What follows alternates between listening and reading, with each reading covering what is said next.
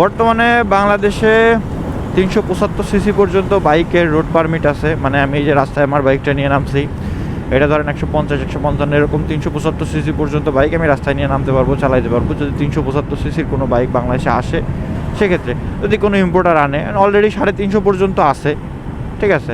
Royal এনফিল্ডে আপনার 350 সিসির bike আছে বাংলাদেশ অলরেডি।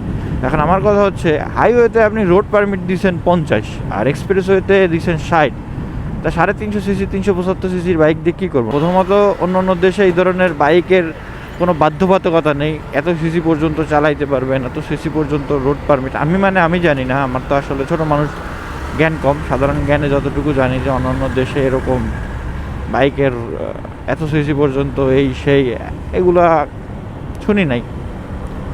ইভেন আমাদের পার্শ্ববর্তী দেশগুলোতে দেখেন দামি দামি বাইক খুব কম দামে। এখন আমার একটা জাস্ট ছোটো কথা, সেটা হচ্ছে বাইক কিনবো, 1 টাকার বাইক 3 টাকায় কিনবো, মানে ভ্যাট ট্যাক্সের কথা আনুষঙ্গিক সব কিছু জড়ায় 1 টাকার বাইক 3 টাকায় কিনবো, ট্যাক্স দিব, তারপরও আমি রোডে পূর্ণ স্বাধীনতার সাথে চালাইতে পারবো না, সব বাধ্যবাধকতা আমাদের নামে হবে।